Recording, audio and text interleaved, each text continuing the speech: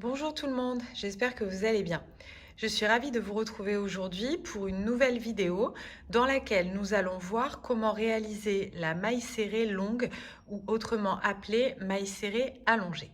Alors vous pouvez retrouver celle-ci sur le corps de l'ananas, ici, ici, ici. En fait, à chaque liaison, vous avez un rang de mailles serrées et au milieu de cet anneau de maille serrée, hop, une maille serrée longue, une maille serrée longue, une maille serrée longue qui vient créer le relief du corps de l'ananas. Alors, vous pouvez retrouver cet ouvrage de l'ananas dans mon nouveau livre Dinette volume 2 et du coup, vous pourrez apprendre à le crocheter en entier par vous-même si le cœur vous en dit.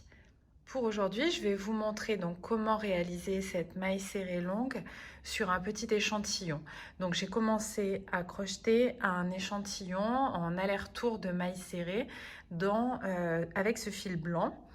Donc je vais jusqu'au bout du rang et je vais changer de couleur pour que vous puissiez bien voir comment on réalise cette maille serrée longue. Après avoir réalisé mon changement de couleur, je fais une maille en l'air pour pouvoir faire le rang retour. Donc là, vous voyez bien que si je veux réaliser des mailles serrées classiques, je pique mon crochet sous le petit V, c'est-à-dire sous les deux brins interne-externe de mes mailles serrées qui composent mon dernier rang. Donc ici, si je veux réaliser une maille serrée allongée, je ne vais pas piquer sous ces deux brins-là, je vais aller dans le rang encore en dessous, c'est-à-dire ici, c'est mon dernier rang, je vais aller piquer dans cet espace qui est sous le dernier rang que je viens de réaliser. Je fais un jeté et je tire un petit peu mon fil pour lui donner un peu de lest. Encore un jeté et je termine ma maille serrée. Et là, vous voyez qu'on a une petite longueur de fil. Là, on vient de réaliser une première maille serrée longue. Alors, je vais refaire une maille serrée allongée avec vous. Donc, ici, quand vous prenez votre échantillon, vous voyez que vous avez le dernier rang qui vient d'être crocheté. Et là, encore un rang, et là, encore un rang. Ok, jusque-là, tout va bien. Donc, ces rangs ont des espaces qui les séparent.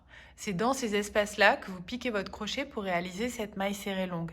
Donc là, on va refaire exactement la même que la dernière, c'est-à-dire je pique mon crochet pas sous les deux brins de ma dernière maille serrée, mais hop, dans l'espace qui est en dessous.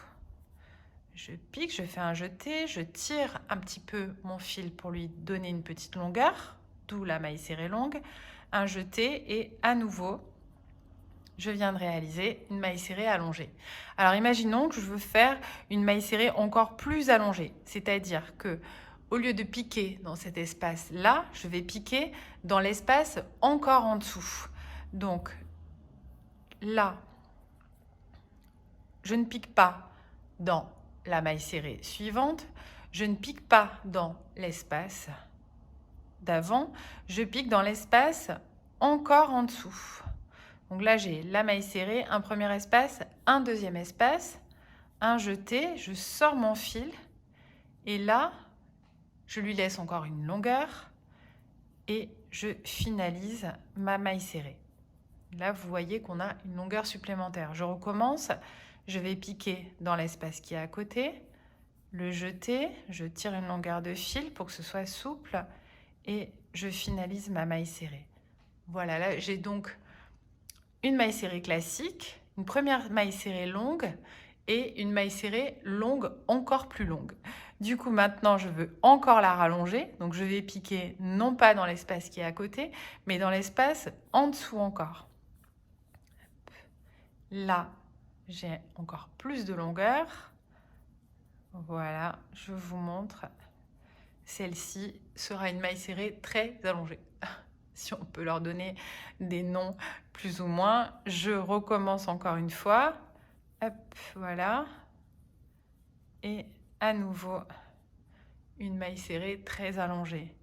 Une un peu moins allongée, on va l'appeler intermédiaire, et une maille serrée allongée telle qu'on a fait au début, c'est-à-dire, pour reprendre avec vous, je ne pique pas dans les 2 brins de la maille serrée suivante, je pique dans l'espace qui se trouve en dessous, un jeté, je sors, je tire un peu mon fil pour lui donner du lest et je finalise ma maille serrée.